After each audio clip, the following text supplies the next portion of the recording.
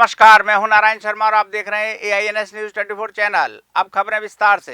कांग्रेस द्वारा वंदे मातरम गीत को लेकर दिए गए बयान पर मुख्यमंत्री विष्णुदेव साय ने कहा कि कांग्रेस शुरू से तुष्टीकरण की राजनीति कर रही है, उसी वजह से देश का विभाजन हुआ। वंदे मातरम को पूरा नहीं गाने का फैसला भी देश विरोधी है। उन्होंने कहा कि अब तो ये साफ है कि कांग्रेस और मुस्लिम लीग एक समान हैं। अब शुरू से ही कांग्रेस की आदत है और तुष्टीकरण की जो नीति कांग्रेस की रही है उसके कारण देश का भी विभाजन हुआ है।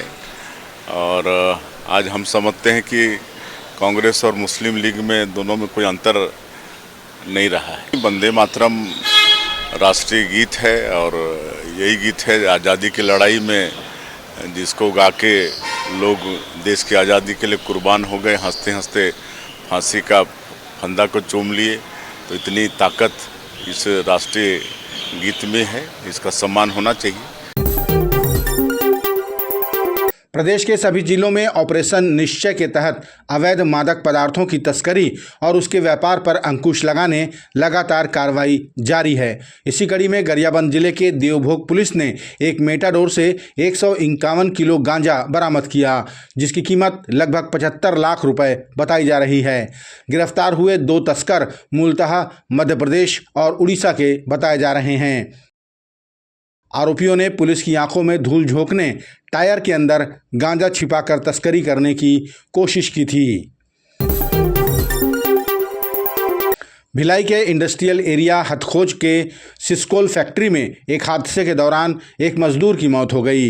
हादसे के बाद परिजनों और मजदूर साथियों में आक्रोश फैल गया। बड़ी संख्या में फैक्ट्री पहुंचे मजदूरों ने प्रबंधन के ऊपर सुरक्षा व्यवस्था में लापरवाही का आरोप लगाया।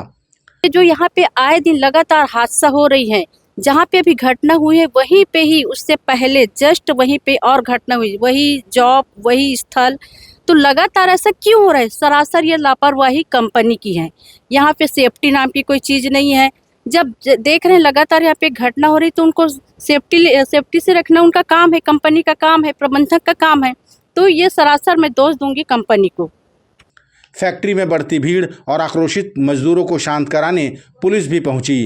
पुलिस ने कहा कि घटना को लेकर मामला दर्ज किया जा चुका है और जांच के बाद दोषियों पर कड़ी कार्रवाई की जाएगी। एक मजदूर है जो सिस्कोल कंपनी यूनिट 3 में काम करता है, जिसका नाम राजेश निर्मलकर है, ग्राम मोतीनपुर, थाना धमधा का रहने वाला है। वो जॉब का जब हैंडलिंग हो रहा था उस दौरान जो है जॉब उसके ऊपर आ गई थी, जिससे मौके पर ही उसकी मृत्यु हो गई है। अभी जो है परिजन को सूचना दी गई है, परिजन यहाँ पर आएंगे, फिर आगे की कार्रवाई जो है की जाएगी। आदिवासी कांग्रेस के राष्ट्रीय अध्यक्ष विक्रांत भूरिया रायपुर पहुंचे। यहां उन्होंने पत्रकारों से चर्चा के दौरान कहा कि अब समय आ गया है जमीनी स्तर पर लड़ाई लड़ने का। उन्होंने बताया कि 26 अगस्त को आदिवासियों की राष्ट्रीय स्तर की बड़ी बैठक रायपुर में होगी, जिसमें जल, जंगल और जमीन को बचाने को लेकर आंदोलन की रणनीति बनाई जाएगी, जिसमें प्रदेश भर के आदिवासी नेता शामिल होंगे।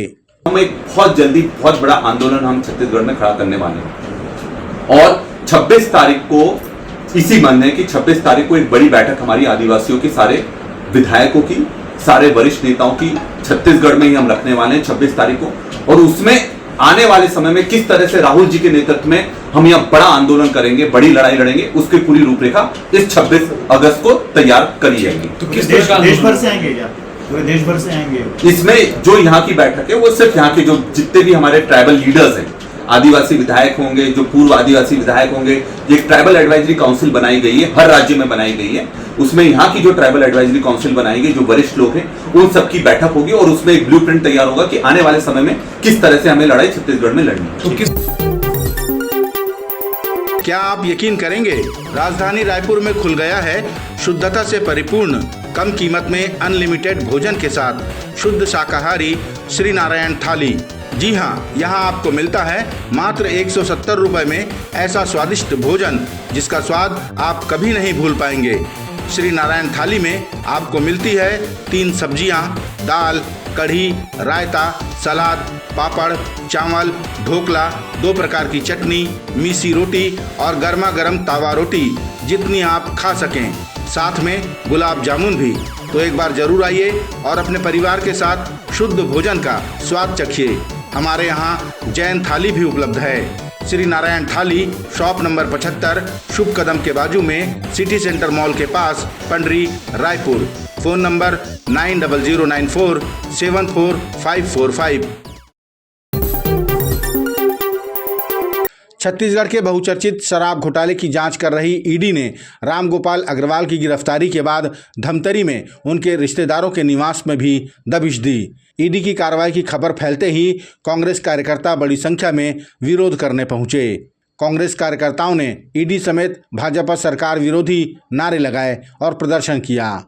कांग्रेस प्रवक्ता शैलेश नितिन त्रिवेदी ने कहा कि अगर ये जांच एजेंसियां स्वतंत्र रूप से कार्य करती हैं तो आज तक भाजपा के घोटालों की जांच क्यों नहीं की गई? किसी भी भाजपा नेता के यहां रेड क्यों नहीं डाली गई? काश ईडी स्वतंत्र एजेंसी होती। अगर ईडी स्वतंत्र एजेंसी है तो एक भी भाजपा नेता के ऊपर कार्यवाही क्यों नहीं करती? अभी भारतमाला परियोजना में इतने सारे भाजपा नेताओं का घोटाला पकड़ाया, ईडी क्यों नहीं गई किसी के यहाँ? इतने सारी भाजपा की राज्य सरकारें हैं, वहां ईडी क्यों नहीं जाती है? और छत्तीसगढ़ में भी राइस मिलों से जिस तरीके से पैसा लिया जा रहा है, कोल की लेवी आज भाजपा सरकार में वसूली जा रही है, ईडी उस पर कार्यवाही क्यों नहीं करती? राम मंदिर में इतना बड़ा चंदा घोटाला और चढ़ावा घोटाला हुआ, ईडी वहां क्यों नहीं गई? ये ईडी बदले की भावना से, दरअसल ईडी जो है वो भाजपा सरकार का मोर्चा संगठन बन गई है। और जैसे मोर्चा संगठन होता है भाजयुमो महिला मोर्चा, वैसे ही ईडी भी भाजपा का मोर्चा संगठन बन चुकी है। छत्तीसगढ़ में कांग्रेस के नेताओं के घरों में पड़ रहे ईडी के छापों पर बोलते हुए प्रदेश अध्यक्ष दीपक बैज ने कहा कि ये तो ईडी का रोज का काम है, उन्हें बस कांग्रेसी नेताओं का ही टारगेट दिया जाता है। दीपक बैज ने कहा कि ईडी और कितने दिन छापे मारेगी? 2 साल। उसके बाद उन्होंने कहा कि सिर्फ कांग्रेस के नेताओं को ही फंसाया जा रहा है, जबकि भाजपा के घोटालेबाजों को खुली छूट दी जा रही है। ये तो उनकी रोज के काम है, जितना रेड करना है कर ले, जितना जांच करना है कर ले, कर ही रहे हैं। फिर रामगोपाल अग्रवाल जी तो अब उनके कस्टडी में है, पूछताछ चल रही है, सब चीज है नहीं तो 2 साल और है, 2 साल और ईडी रेड करेगी। ईडी रेड किसके यहाँ कर रही है? कांग्रेस समर्थित नेताओं के यहाँ, उनके परिवार के यहाँ, भारतीय जनता पार्टी के नेताओं के यहाँ तो नहीं कर रही है ईडी रेड। तो ईडी सीबीआई सिर्फ विपक्षी नेताओं के लिए बनी हुई है, सरकार के लिए नहीं बनी है। सरकार के लिए सेफ जोन है, सरकार के लिए वॉशिंग मशीन है, और हमारे लिए टारगेट है। यही तो है। बीते दिनों 5 वर्ष के बच्चे की नाले में डूबने से मौत हो गई, लेकिन प्रशासन का कोई नुमाइंदा मृतक बच्चे के परिजनों से मिलने नहीं पहुंचा। इससे नाराज कांग्रेस का एक दल थाने का घेराव करने पहुंचा। पार्षद अर्जुमन ढेबर ने आरोप लगाया कि भाजपा सरकार सत्ता के नशे में इतनी चूर हो गई है कि उन्हें आम जनता का दर्द भी नहीं दिख रहा है। उन्होंने कहा कि एक बच्चे की मौत स्थानीय सरकार की नाकामी से हो जाती है और उस बच्चे के परिवार से भी कोई मिलने नहीं जाता।